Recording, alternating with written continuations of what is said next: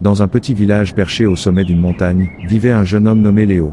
Depuis tout petit, Léo rêvait de grandes aventures, mais la vie au village était paisible et monotone.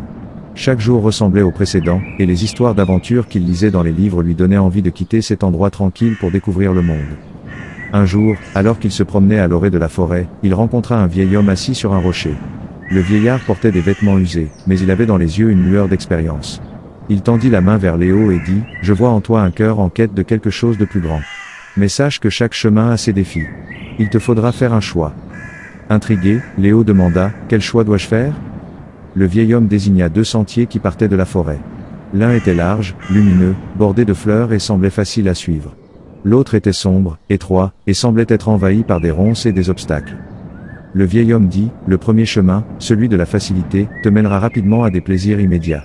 Tu y trouveras des succès éphémères, mais tu risques de t'y perdre et d'oublier ton véritable but. Le second chemin est difficile. Il demandera des efforts, des sacrifices, et peut sembler long. Mais au bout, tu découvriras ce que tu cherches vraiment. » Léo, comme beaucoup de jeunes, était tenté par le chemin lumineux.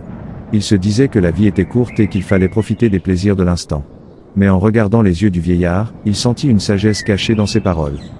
Après un moment de réflexion, Léo décida de prendre le chemin difficile.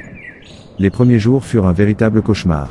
Les ronces lui déchiraient la peau, et le sentier était si étroit qu'il manquait souvent de tomber dans les ravins. Parfois, il se demandait s'il n'avait pas fait le mauvais choix.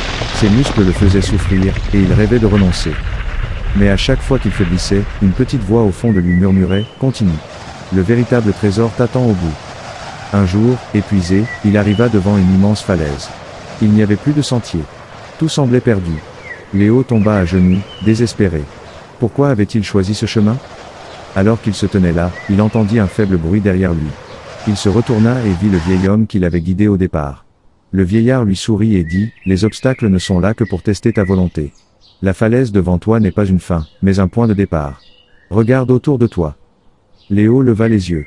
Il n'avait pas remarqué avant, mais à la base de la falaise, il y avait des pierres plates, formant des marches naturelles. Il pouvait grimper. Avec un regain de force, il commença à escalader. La montée fut ardue, mais lorsqu'il atteignit le sommet, la vue qui s'offrit à lui le coupa le souffle.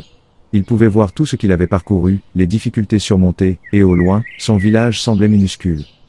Le vieillard apparut à ses côtés et dit « Le véritable trésor n'est pas ce que tu trouves au bout du chemin, mais ce que tu deviens en le parcourant.